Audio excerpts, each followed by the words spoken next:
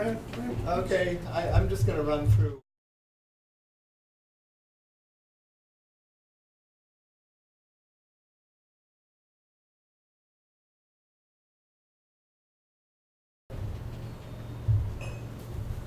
Okay, we were supposed to have John.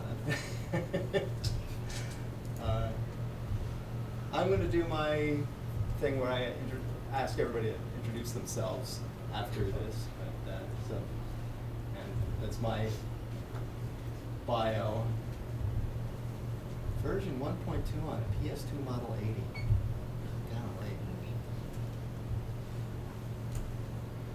Golly. I hated it. I was so used to the backstation with its giant screen and infinite resolution and speed and great utilities, and I got into OS 2 1.2 and it was ugly. I might as well have been on a PC running DOS. Oh well, I got used to it. You see the OS 2 museum around us. Robert and I are going to try to explain what's going on with an OS 2 museum and what we're going to try to do to preserve OS 2 history. Because at some point, people are just going to forget what happened. And I think it's worth preserving.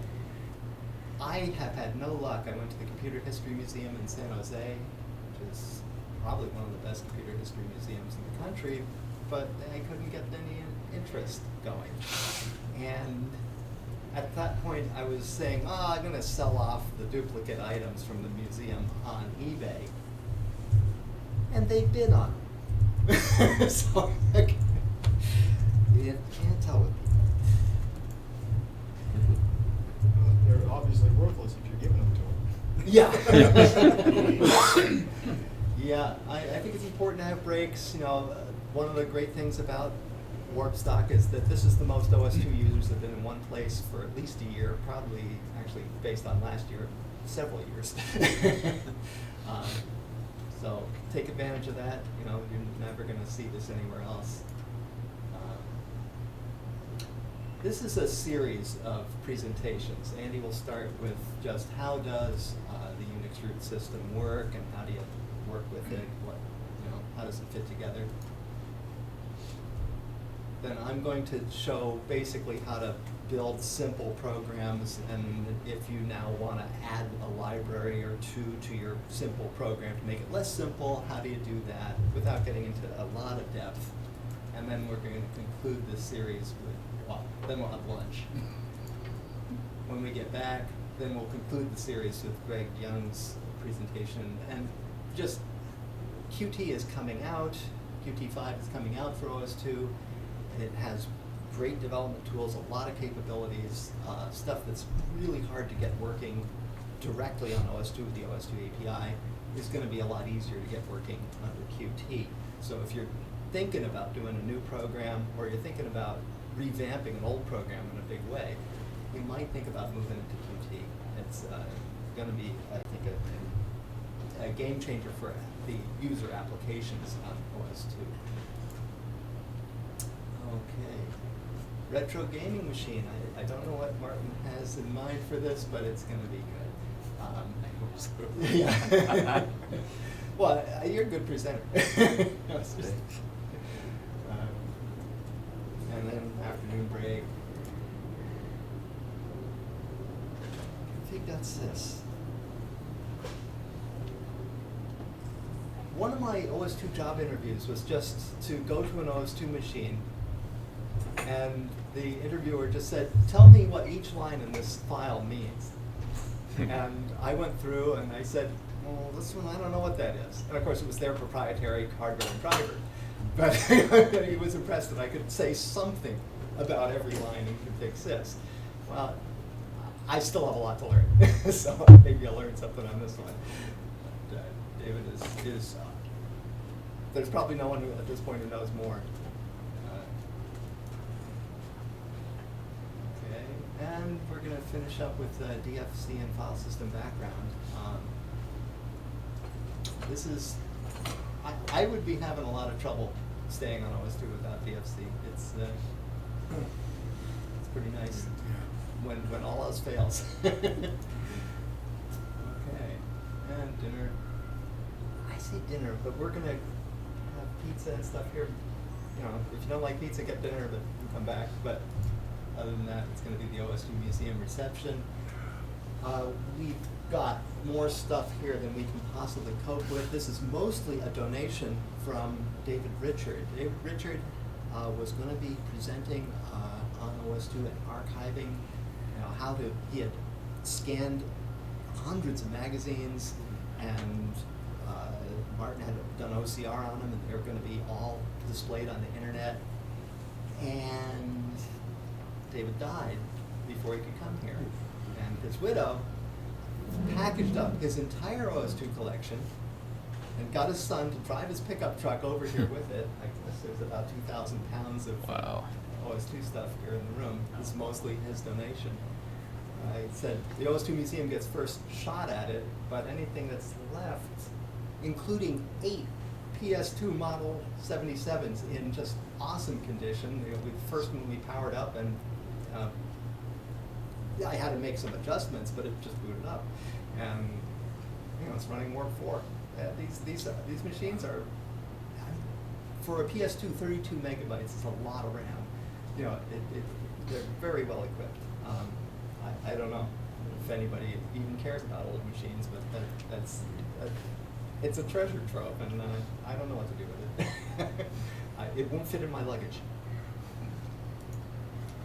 Okay. Tomorrow morning we're going to have our first remote presentation from Roderick Klein, and Roderick has been doing an amazing job of keeping Bitwise financed. This is important in our world. They could not finish this Qt in our new browser without substantial financial help, and he's just been a wizard at getting the donations working, and so he's going to talk something about voice, and that's the organization that he uses to raise the money. Didn't need to do that. Good job. Wrong button? I don't know. Oh, okay. I need to see this one. Printing is kind of a mystery to me on OS2. I'm always pleased when it works. And I find the CUPS drivers to be better than the ones from IBM for my printer. But it's still kind of, why didn't duplex work this time? But it did work the time. I have a lot of questions. Oh, okay, break. Chance to interact a little again. And finishing the DFSee, what's new in DFSee. And live demo. Thanks, Jan, for having such a lot. Punch. Oh, Squeak. We were such a Smalltalk platform before, and I never really learned it. And then IBM went out, found all the people with copies of Smalltalk and took them back. And so it's very hard to get Smalltalk out there now on OS2. Well, he found it, and I'm kind of curious, to see what that was. Smalltalk was a very sophisticated operating environment. I don't know. I'm kind of curious what that's going to be like. What do you mean they collected them? I have one at home. You have one at home? Yeah. Okay, but they got mine. They didn't find mine, I guess. Yeah, You mean they found your license and came and knocked on your door? They came and knocked on my door. These guys with big three-piece suits came and said, "Give it." I was like, okay. I just got it through the OS2 Museum, and I wasn't using it. I was like, okay, fine. OS2 stories. When we were doing the OS2 archives, and this is part of the museum project, I said, well, the people who worked on OS2, the people who developed it at IBM and other places, they have stories to tell, and they don't know it. And so we found a few of them on Facebook, and Martin collected a bunch of stories from them, and we're just going to sort of show pictures and what their impression was somewhat, this year about what they did back then to develop OS2. I had tried to get Mike Kogan to come here, and he, at the last minute, said, "Nah, that would have been." He wrote the design of OS2, but it would have been amazing to have his stories. He probably not. And all right. And this is a session we have almost every warp stock, but it's different every time. And I'm definitely curious about what's about to come out and what just came out, and so I don't want to miss this one.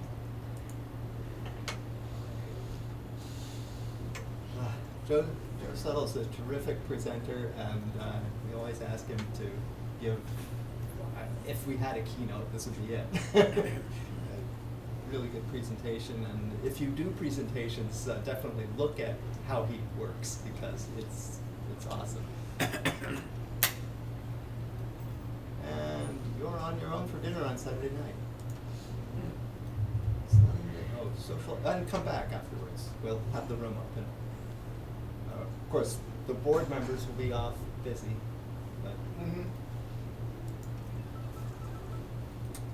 All right, Sunday morning, Sylvan will be telling what's going on with Bitwise, and he didn't really want to disclose what he was going to present.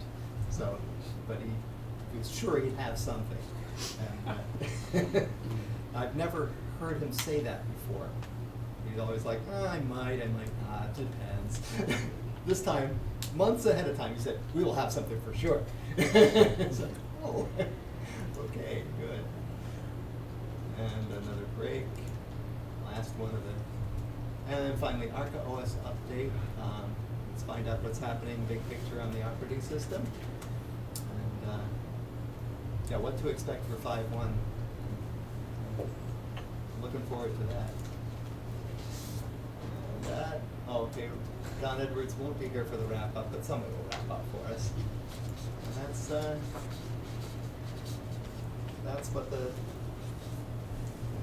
we're essentially going to do. So I want to do this kind of quickly. I'd like to just go around the room, sort of say your name. So, and why? How do you use OS2? Just briefly, a couple sentences. I use it at home, or I use it in my business, or whatever. And I just want to sort of get an idea why you're here, and let everybody know why you're here and what you know. So, Martin, would you kick this off and say, why you're here at Woodstock? And, I know you're a board member.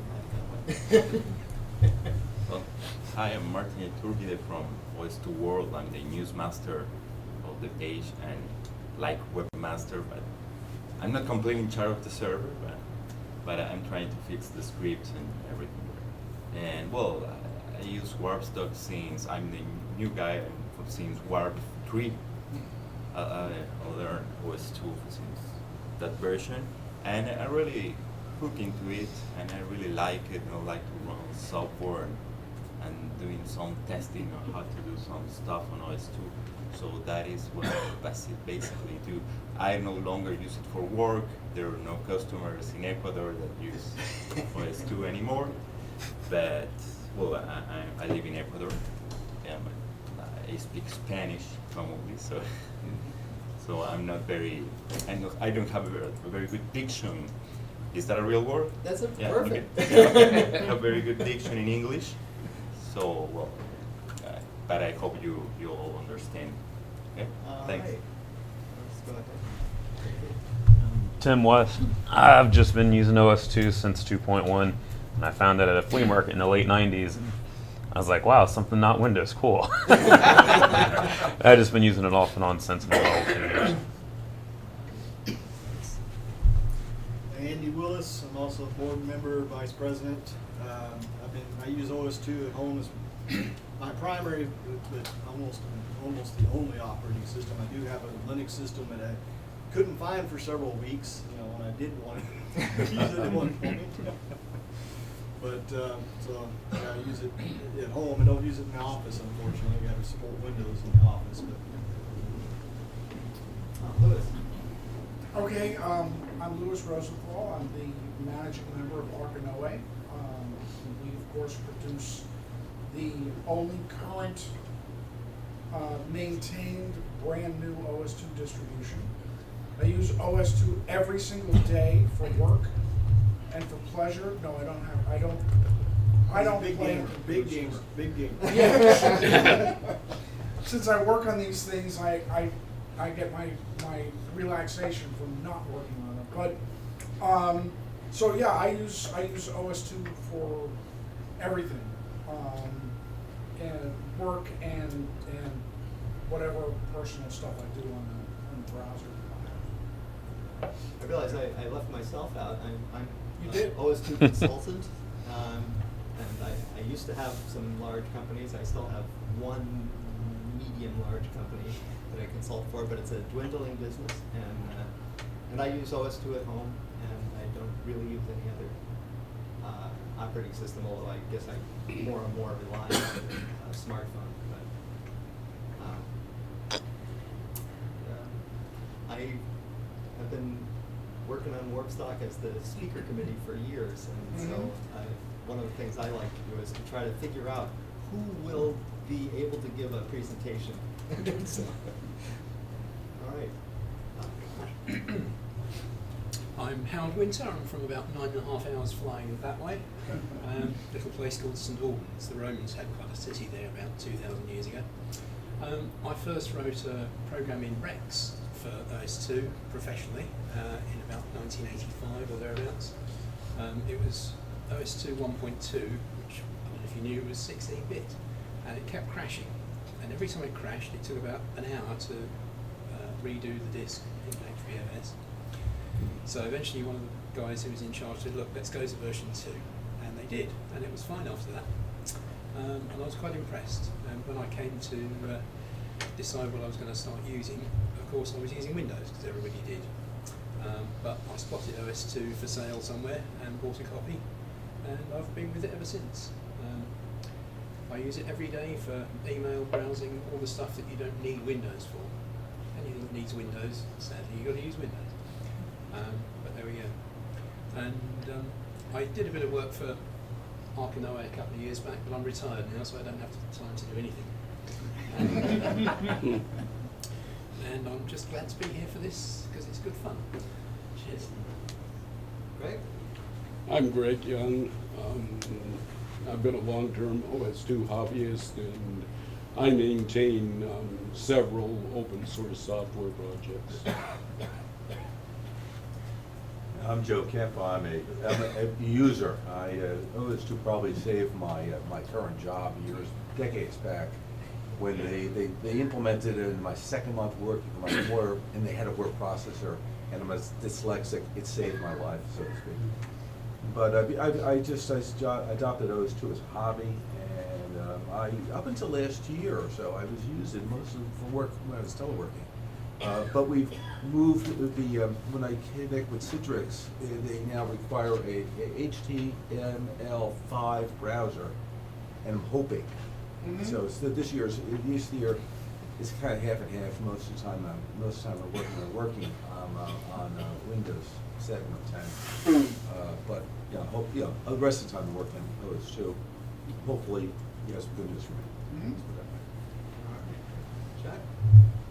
I'm Chuck McInnes. I was at IBM for 25 years, and I first used OS2 in 1988, which I think before it was public. I was working in Germany at the time, covering U.S. military, but one of our fellows got a beta copy.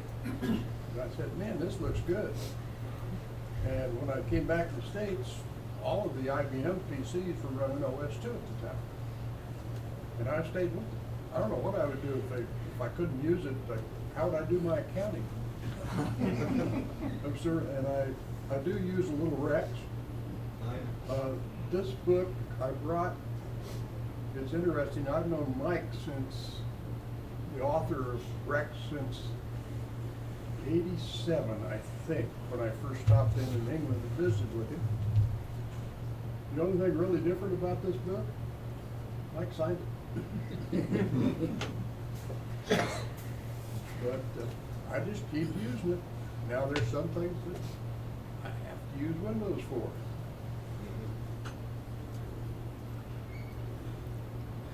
But anyway, I've been coming to Workstock since Philadelphia, I think, first when I went to, and at that point, we wouldn't got them in this room. I think there was about 300 there. Yeah. As a matter of fact. The OS2 maintainers down in Austin used to send me under these CDs or stuff. I think I've still got some of them. But anyway, happy to make it again. Bob Cubido, and I want to thank Warpstar for coming down the road from my house here again for the second time. I guess I've been using OS2 since around version 2. Mainly as a hobbyist, tinkering. And I've been using it since last month, and when my desktop went kaput. So now I'm going to need some hardware advice to see so I can rebuild a system here, see what's compatible here. Gotta start over again. So anyway, yeah, I've been to Philadelphia, Atlanta, Chicago. See, right there we go, my OS2 t-shirts. About a third of the things I guess I've been to. I enjoy them thoroughly. Thank you. Terrific.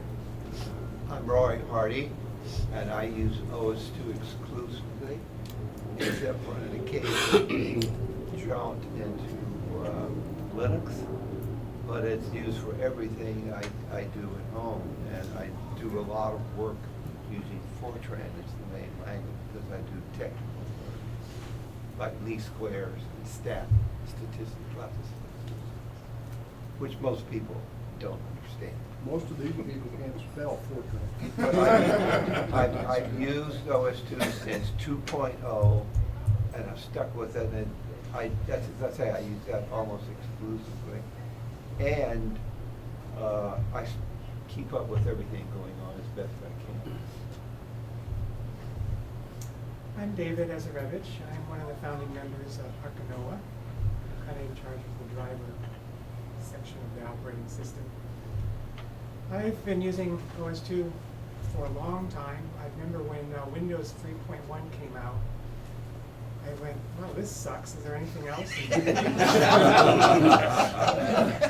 Somebody showed me OS2, and I transitioned to that, and have been using OS2 ever since. So I have never used Windows for any real work ever, and still don't. I use OS2 for everything right today. I guess that's about it. Rich Walsh.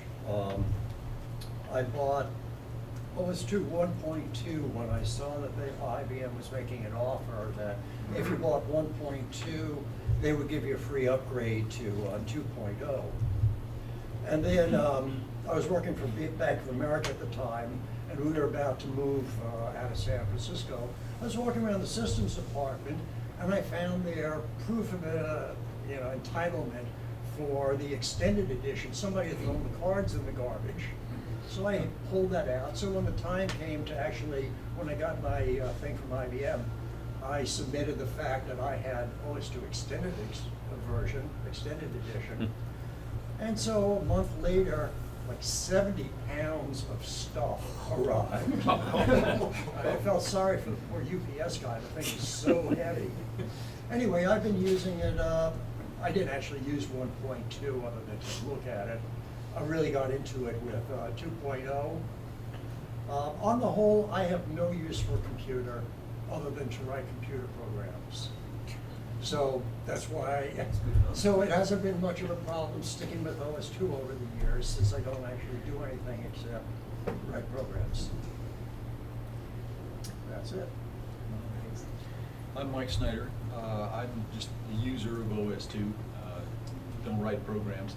I had a similar experience to David, though, when I was using it at work, that I just hated Windows 3.1, and I happened to be wandering through a computer store when IBM was giving away 2.1 for like $10 or something. I thought, well, what have I got to lose? It can't be any worse than Windows.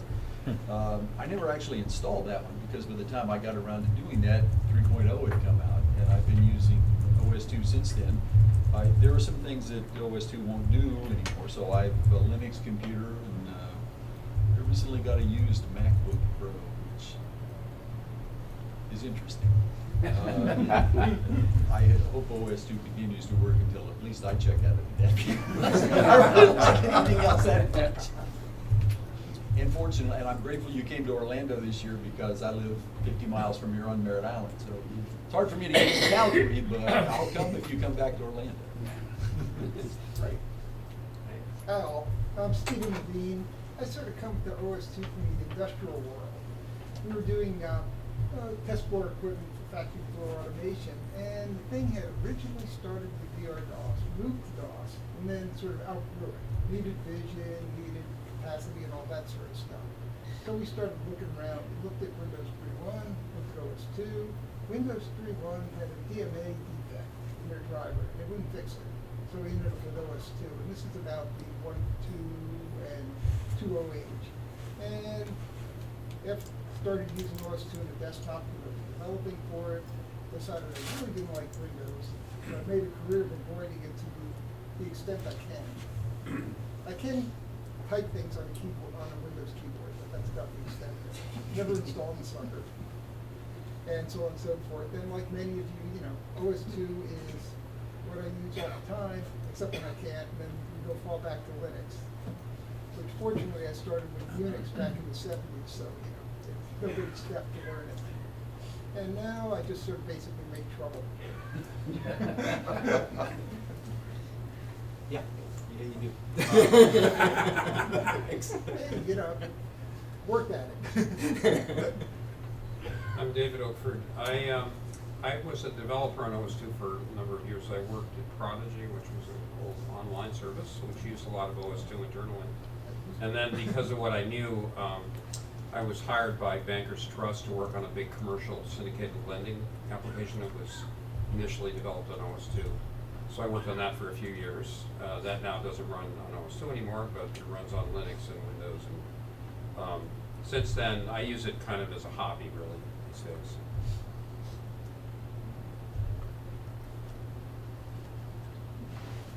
My name is Zoltán Botany, and I use OS2 since 2.1, mostly to run DOS programs, like Lotus 1.2.3.4, etc.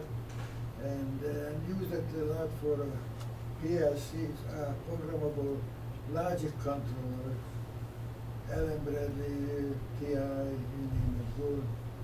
And that's about it. And just use it because it's the best. Okay, I'm Jan van Wijk.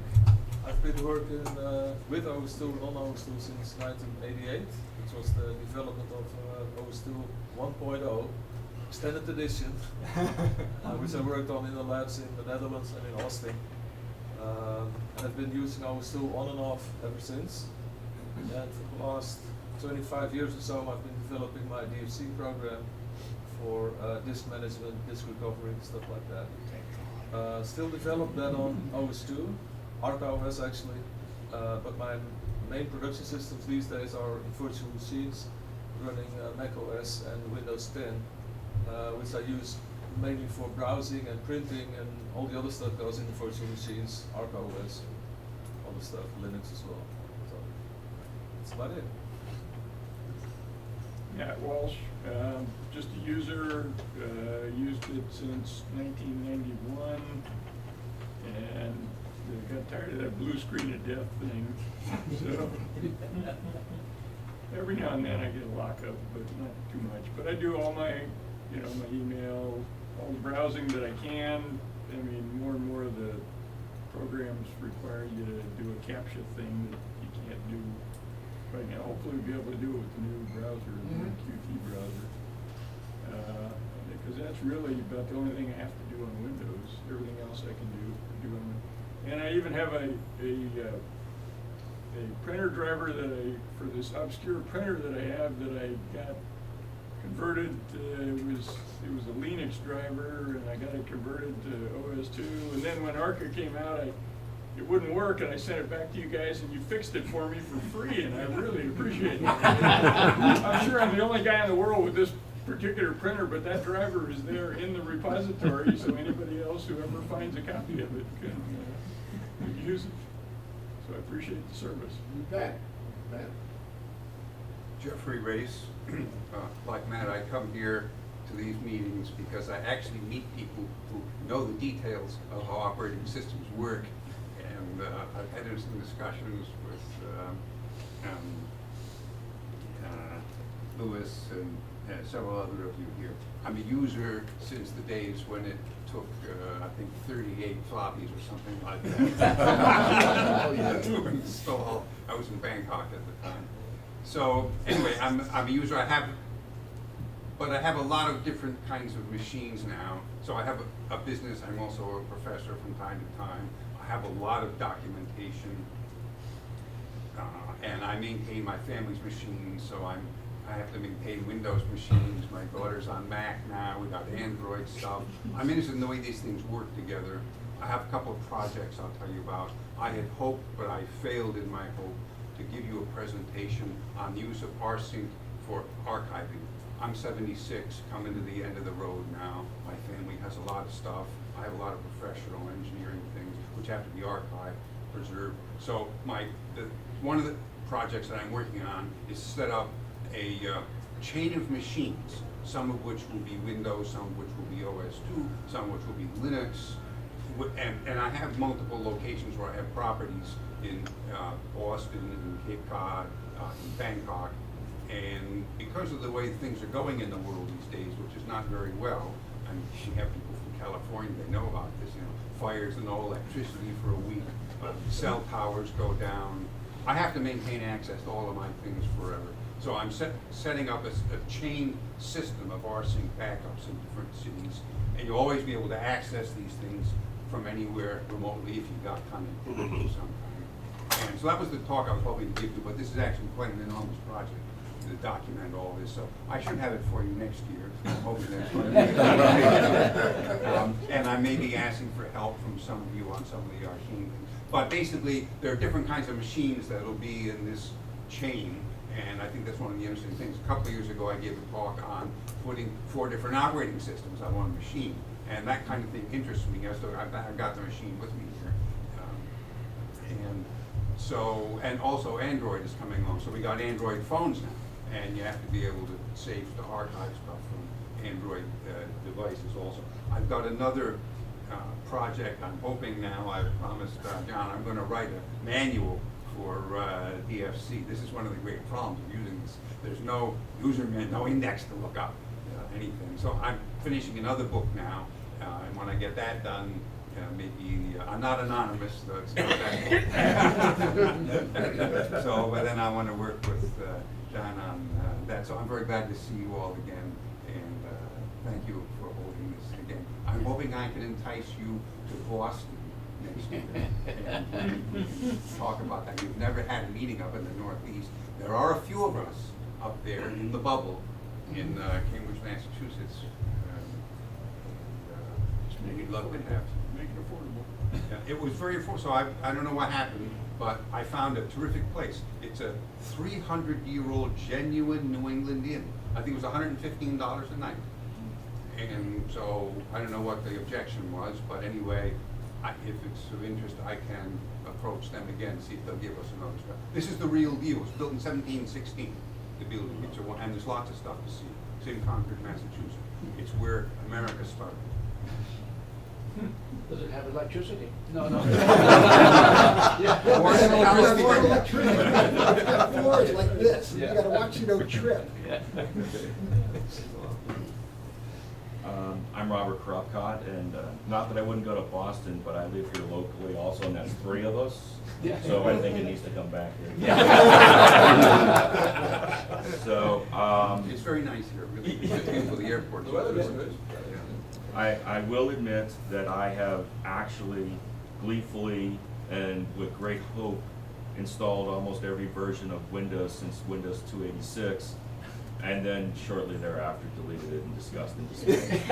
But it was in the midst of that I was trying to eke out performance of a hand-me-down computer, and someone at work had told me about OS2. and Warp 3 was just about to come out, and I was at a computer store. They had one single box of OS2 2.1.1 for $30 with a $20 instant rebate sticker on it. And I thought, for $10, I've got a matching set of 30 coasters if it doesn't work. And installed that in dual boot mode, started migrating over, realized I hadn't rebooted back into Windows in 6 months or so, and converted over to OS2. I've been off and on it ever since. I actually briefly had my wife running OS2, and then I screwed up and updated our finances to Quicken version 4, I think, or 5, and then it didn't run on OS2 anymore, so I've been struggling to get us back there. You're still married too? Yes, yes. In fact, I'm also the curator for the OS2 Museum West now, and so speaking of being married, I need your help in taking some of this stuff, because otherwise it's going to my house, which I'm sure my wife will be very excited about. Although I will get even with her, because when we moved from Virginia down to here and basically didn't have a basement anymore, I did have to donate about 4,000 or 5,000 pounds of computer equipment. So she thinks she won. I don't know if you want to use that term with her. So anyway, I'm actually hoping, I'm actually teaching my own sons and a group of homeschool, middle and high school kids programming. And I thought, what better way to teach modern programming than to teach something straight out of the 90s that still runs on OS2. And so I'll be demonstrating the Squeak and Smalltalk stuff later tomorrow, I think, actually. So. Actually, I got one more thing to say, I think too. it's important to do what he's doing. So he's doing it in software. So I've been in electrical engineering half of my life, ever since I was maybe 10 years old. And it's just shocking to me when I visit places, so-called electrical engineers, I'm a senior member of the IEEE, they don't know how to use a soldering iron. They have never breadboarded everything. They do everything in SPICE now, which is a simulation tool. Nobody knows anything anymore. It's really disappointing. It limits what you can do in life if you don't know how things work. Actually, there's 4 of us that live here, because I live 40 minutes away in Apopka, so. That's it, done. That's what I wanted to add. All right. Well, thank you. Oh, we still have a couple in the back. Yeah, go ahead. We point at each other. Yeah. I'm Joe Suttle. I started in OS2 when I worked for a phone company after I retired from the phone company. And I got tired of switching. There was no multitasking. If you wanted to run a remote control app, you had to start that DOS program. And then if you wanted to do word processing, you had to shut down the remote access. So another tech support engineer and I discovered OS2, and he had 2 copies of Windows 3.0, and you could get a discount buying OS2, so we ordered OS2. I stayed on OS2 until about 10 years ago. I ran my website, my mail server, everything for my business was running on OS2 until I decided to move and had to wait. I can't be moving for 2 weeks. So I'm going back to OS2 simply because the machine still runs and there's all kinds of files on that OS2 machine that I need. What is it? Starts with a D. Come on, guys. No, determination. No, I need to get the files out because there's lots of history in those files that were written in the OS2 word processors. So other than Roderick. Describe? Yes, Describe. There is no program to convert describe to anything, period. Nor is there any longer a program to convert word profiles to anything. If you get the right edition of Lotus, you can still convert old word profiles, but it's going away. So all of that leaves the world. You don't have it anymore. Anyhow, I work on phone systems and voicemails, and that was my introduction to OS2, the other side of the introduction to OS2 at 1.2. And I wrote a program for the California Lottery when it was new and still giving money to schools. Somehow we lost all that money. But the program was a remote phone-in ordered supplies for lottery dealers. And it was written because the voicemail ran in OS2. I had to write that in C and C++ and not tie anything into the lottery's network because they didn't want anybody to steal who's going to be the winner.